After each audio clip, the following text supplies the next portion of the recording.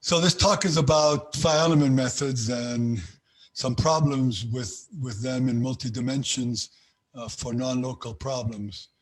So the settings, I'm not going to spend a lot of time here, is a usual problem where we have a domain and there's an interaction domain omega I related to it, which is the points exterior to omega, which are within a delta distance of points in omega. And we want to implement, and usually our interaction domain is determined by Euclidean ball, as illustrated by the orange balls down there. So we're all familiar with that. So I'm going to use the usual sort of generalization, analog of second order elliptic equations is kind of diffusion type, non-local diffusion operator, which for a bounded domain X in omega, and X interacts with all Y in omega and in the interaction domain, but in the end it interacts only with points in a ball of radius delta centered at X. So the only Y's that interact with X are in the ball of center X. So that's fine. So then we have a bilinear form, which you can derive from the strong form I just described. And you can define Fileman spaces for that. And so the weak formulation is just to solve AU V equals F. And the energy space is known for some kernel functions and not known for other, but none of that is germane to this talk. So I'll skip over that.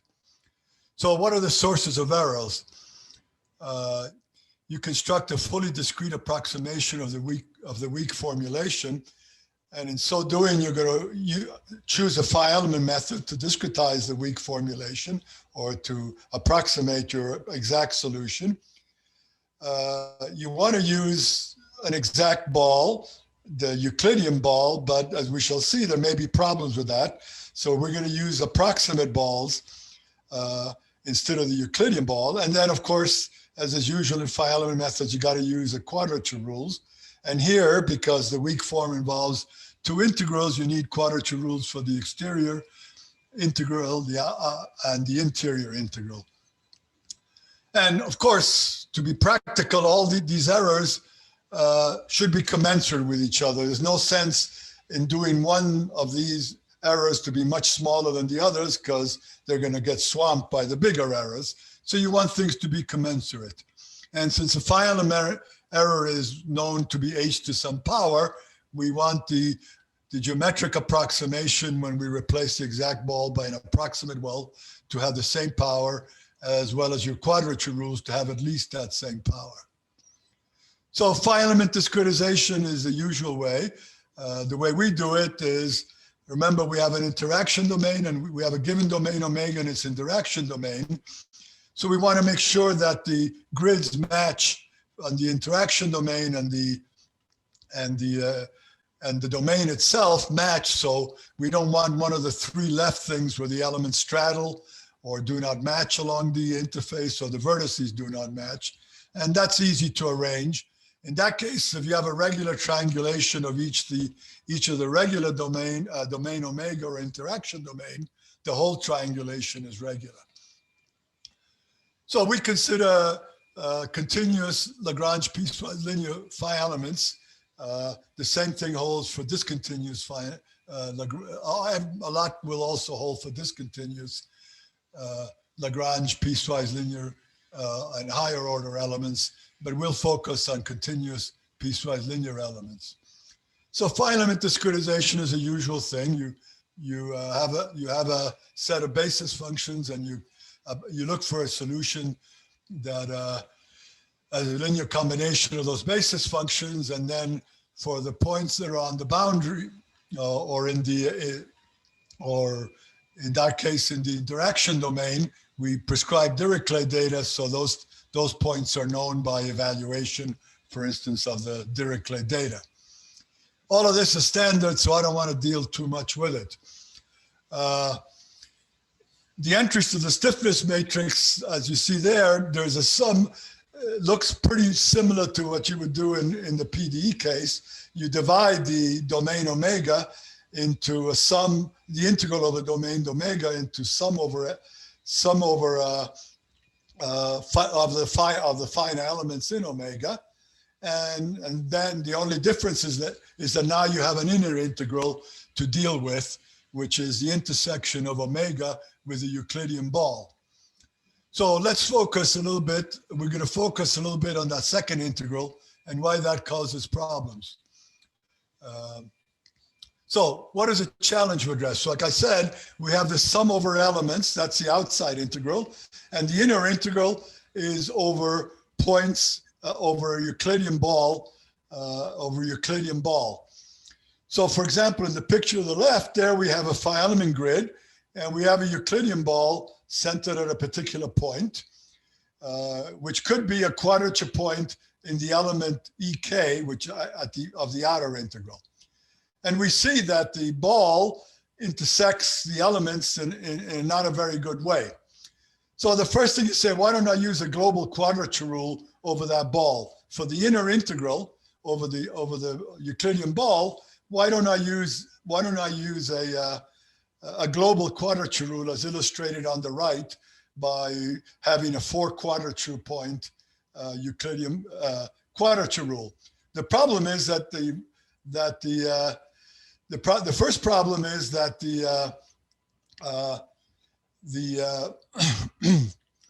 well, I was going to say the first problem with that is that the error in a global quadrature rule depends on the radius of that Euclidean ball delta and not on the grid size. So if you want the error to be h squared, then you're going to have to use a very high point quadrature rule to make sure the error in delta of the quadrature rule is commensurate with the phi element error. That's only the first problem, and this is detailed in the other slides. The second problem is because the integrand is a fine element function, it is only piecewise continuous, or if you're using DG methods, it's discontinuous. So no matter how many quadrature points you use in that global ball, your error is going to be very, very bad because you only have, you can't take advantage of smoothness to get a higher accuracy with respect to delta of the quadrature rule. So that's detailed here. I don't want to spend time on that. So that's a challenge we faced. Well, then you can say, why don't I use a composite quadrature rule? So a composite quadrature rule,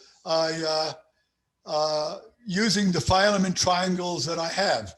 So again, I have a sum over the elements CK, and where the black dot is a particular element CK, EK. And then we just sum over, we use a composite quadrature rule over all the elements that overlap with the Euclidean ball. And again, the problem is here that some of those elements only partially overlap. So that if I use a 3-point quadrature rule, for instance, like in the gray element, and one of the quadrature points is outside the element, or in the blue element, even though all the quadrature points are inside,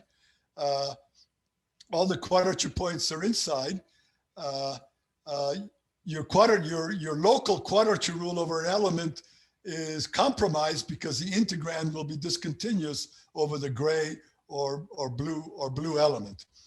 So those are the geometric challenges we frame. So what we do is we approximate the balls. So instead of using the Euclidean ball, we're going to use an approximate ball, which we denote generically as B delta H. So instead of B delta 2, which is the Euclidean ball.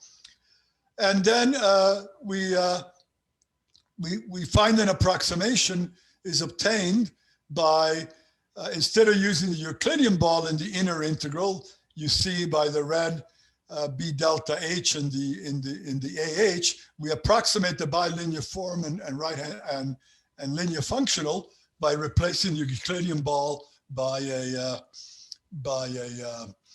approximate ball. And the corresponding stiffness matrix also uses the approximate ball.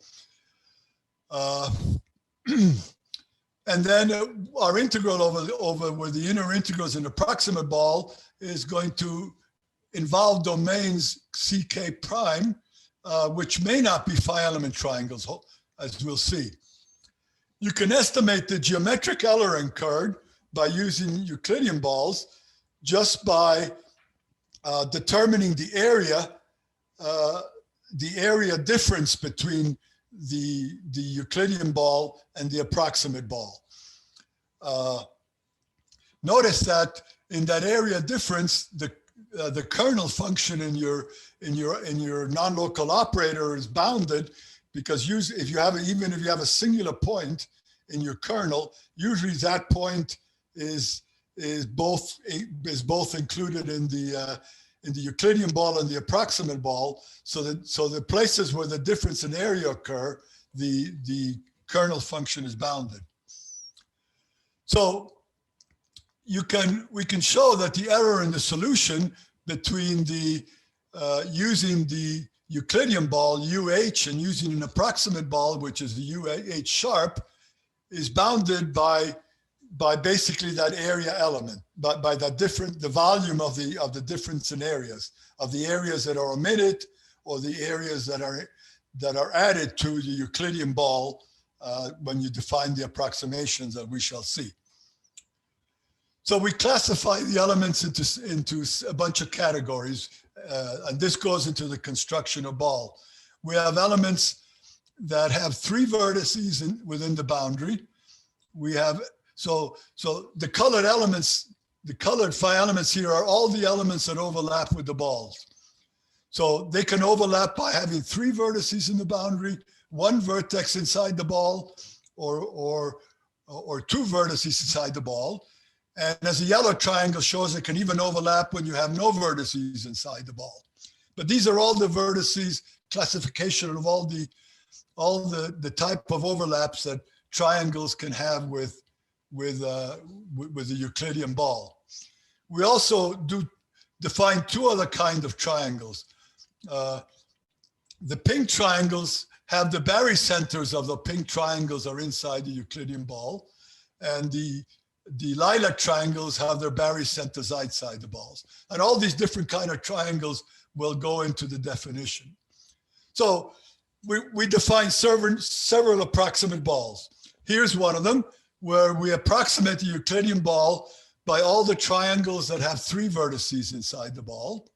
This one, you can show that the error you incur is of order h, so that the overall solution error is also order h.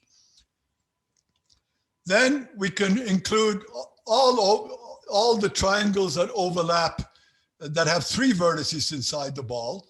This only omits the yellow triangle we had before, but those don't occur so often, so it doesn't happen. This also can be proven to have a geometric error of order h, and therefore a solution error of order h. We can only include the ones that have 2 or 3 vertices inside the ball. There's all these choices. Again, this one, you can prove that these geometric and solution errors at order h, but when we actually do computing, we find out that this ball, and we haven't been able to prove this so far, actually has a better error, possibly even h² error. So this would be commensurate with the phi element error, which is also order h². Then we have with the barycenter, which we only include the triangles whose barycenter inside the ball. And for this one, we have the same problem as we have the same thing as we had for this ball.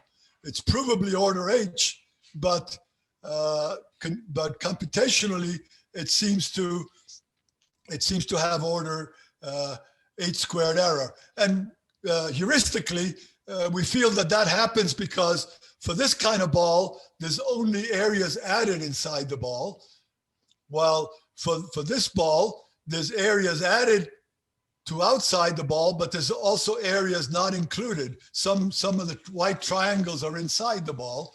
So there's some kind of cancellation effect going on here that gives you the better accuracy.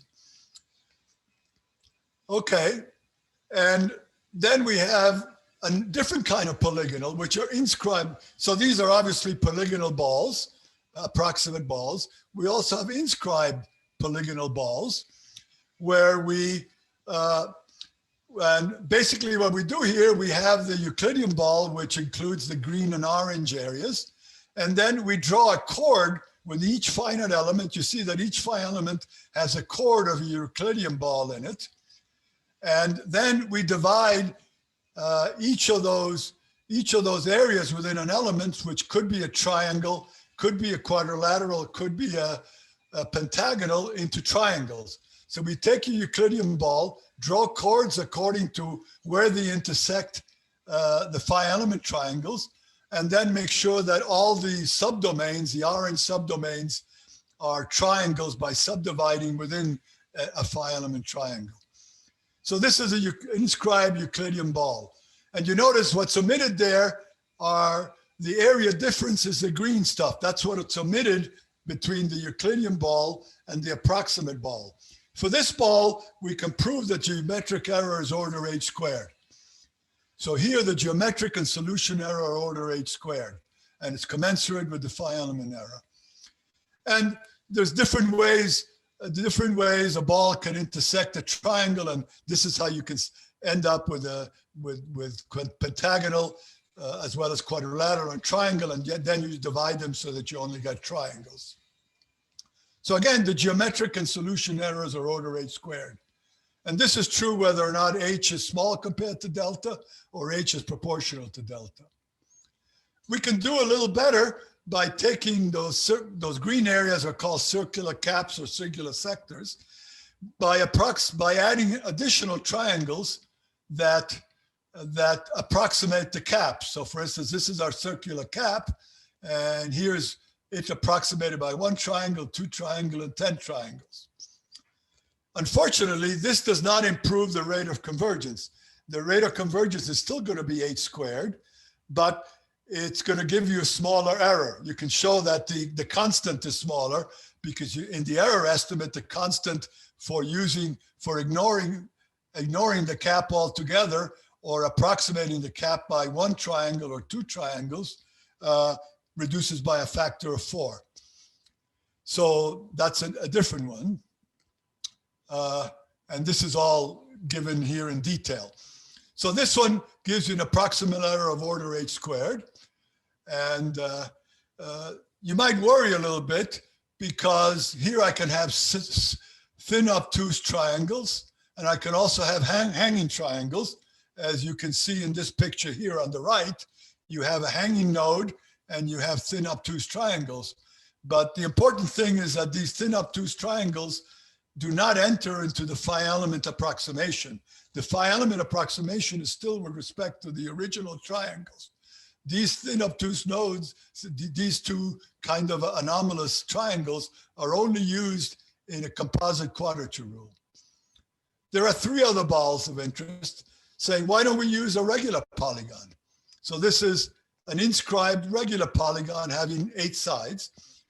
And that seems attractive, but it turns out that this is much more complicated to program, etc. So we don't deal with it. There's another way to approximate and get efficiency. Suppose you have a 3-point quadrature rule for the element ck of the outer triangle. That means you're going to have to draw a different ball for each of those quadrature points. So you have to construct a different approximate ball for each of the triangle points. So why don't we take our composite quadrature rule that has 3 quadrature points and 3 different weights, but replace the 3 approximate balls by a single approximate ball centered at the open circle. So in other words, we shift all the balls to a single ball. And that introduces an error due to shifting because we're not using the right balls. And this is another case where we can show that the geometric error introduced is order h, but the computations show that we also can get h squared. And here we conjecture that happens whenever the quadrature points, the black dots, are symmetric with respect to the barycenter of the triangle, which is the open circle. So again, there's a cancellation effect due to some symmetry effect. But again, we haven't proven that. It turns out that we don't have to approximate the ball with some extra work. So we can use a Euclidean ball. So the orange triangle, the orange part is that first inscribed polygon ball that I presented. But now instead of approximating the green balls, the green caps, we're going to use the green caps in their entirety. But that means we need a different quadrature rule for the green caps than for the triangles. And fortunately, although there's a vast literature for quadrature rules for triangles, there's also literature which tells you how to get accurate approximations to integrals over circular caps. But there's extra programming involved and there's extra complexity involved, but we shall see. Okay, so what about quadrature rules for inner integral? So the polygonal approximation, so for the polygonal approximate ball consists of only triangles. So we only need to use a quadrature rule that is a local quadrature rule that's commensurate with the Fileman error.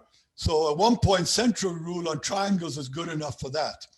And there's also a 1-point central rule for the 1-point central rule for the cap, which you have to compute where that is, by the way, is also order h squared, so that we only need to use 1-point rules for the inner integral. Now, for the outer integral, it seems this is trivial because we have an integral over a whole phi element there. The outer integral is over all phi elements, which is the same thing you would do in a PDE setting. But there are two issues that happen. One is so-called missing triangles, and I'll expand on this a little bit. So it's possible for a triangle CK in the outer integral and triangle for an inner triangle CK prime to interact. In other words, 2 points in those triangles, interact with each other. But if you look at the interaction regions for the quadrature points, they don't. So we'll expand on that. There's another one, which is lack of smoothness of the integrand. And this happens for the barycenter method, for example, that the integrand of the phi element triangle used in the outer integral is discontinuous. So if you use like a quadrature rule within that element, you're going to get you're not going to get h squared accuracy because you're integrating a discontinuous function. Let me tell you a little bit about the missing triangle. So here's a blue triangle, which is a triangle used where you sum over triangles like that are used for the outer integral. And you see the lilac region are all the points that interact with that blue triangle. Now we're going to use a quadrature point, which is not going to use balls centered at the 3 black dots. Now the interaction region, the joint interaction region for those 3 black dots is the orange region. And you see there's a big difference. Any point that's in the orange region, in the lilac region, does not interact with the 3 quadrature points because it's outside the interaction region of the quadrature points. If instead of using interior points like that, you use the vertex points, you see that you have much better coverage of the true interaction region by the joint interaction regions of the 3 points. So that tells you that using a 1-point central rule, which is going to do worse than the middle one, is not a good choice here, even though it's commensurate. So here's just an example of a missing triangle. You see that the red triangle interacts with the blue triangle, but doesn't interact even with the joint interaction regions for the 3 points. So if we add the midsize to the quadrature rule, then you see that it becomes really, really small, what's missing. And so we end up using a 7-point quadrature, well-known 7-point quadrature rule, so that we miss that. We can prove that these areas that are missed are order h cubed. So if the triangle is order h, those are order h cubed, while the are order h squared, so that, is order delta. So this is small compared to the quadrature error with respect to the phi element error. The other one is harder to explain. What did I do here? Okay. So let's do some computational experiments. So we have how much time do I have left, Marta? 5 minutes. Oh, good. So we're just going to have a square domain. We're going to have which is a unit square. Our horizon is 0.1. Our kernel is going to be the constant kernel, scaled by the usual delta to the fourth, so that the local limit gives you, a local PDE. And we're going to use a simple manufactured solution, which is a cubic. And we're going to use 4 grids of decreasing uniformity in our test. We're going to use continuous piecewise linear phi elements, as I said. So for this constant kernel, the phi element error is order h squared. We're going to use a 1-point centroid rule for the inner integral triangles, or for the caps for that matter.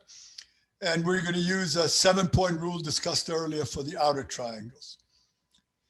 The information provided in the plots I'm going to show are the errors in the approximate solution measured in the L2 norm.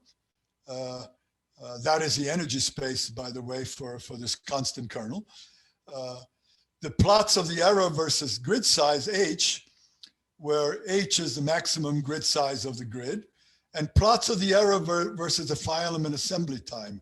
And in this case, it takes out that the final assembly, the assembly times are dependent on which ball you use.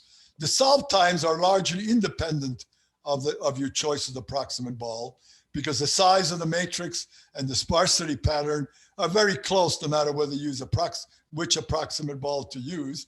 But the construction of the approximate ball changes quite a lot depending which one you choose. So actually the assembly times vary a great deal from one approximate ball to the other. So here's the first, is to use a uniform Cartesian grid. And you see at the top, these are the 2 balls that are provably order H. The ball that had all the overlapping elements, and also the balls that were only strictly interior to the Euclidean ball. And those are not competitive either as functions of H's or as functions of the assembly time. All the other balls have roughly second order convergence rate. And these are both for the ones that are provably second order convergence rate, such as the, which I listed several ones, and those are not provably, second order convergence rate, but are conjecturally second order convergence rate. And that includes the shifted ball, the barycenter ball, and the ball that has 2 or 3 vertices in, which were all conjecturally H squared, although provably only order H, or proven only order H. I shouldn't say provably because somebody else can prove that. I haven't been able to do it. So, well, you can stare at this for a while, but I'll tell you which are the 2 winners here. So you see here that the green one is for the ball, the inscribed ball where you approximated the circular caps. And the one that's best is the one where you don't approximate the singular caps. So you can view the geometric error between approximate singular caps and not approximate that. So all of these just tell you what basically, since we treat everything everything else the same quadrature rule for elements. This tells you what the geometric errors are. So you notice there's very little geometric error there. And this is a barycenter ball, which has second order error, but is large.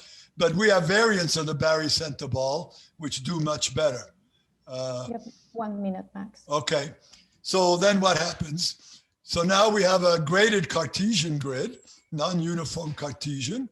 Things are pretty much the same, except the gap, the exact ball does a little better. Here's a non-uniform mesh where the non-uniformity is, has, the grid transitions are smooth.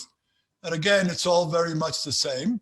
And this is a very highly non-uniform with abrupt grid transitions. Again, the ordering of what's good and bad is about the same.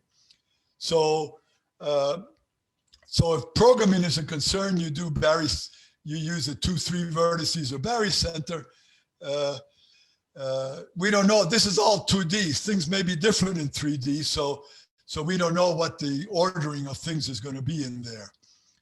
So what about high order phi elements? Well, all our approximate balls, the best we can do is order h squared with them. So the exact cops would be good there, but we can also use other ideas, so isoparametric, isogeometric, and other ways for approximations of the circle to get high order accuracy or the sphere.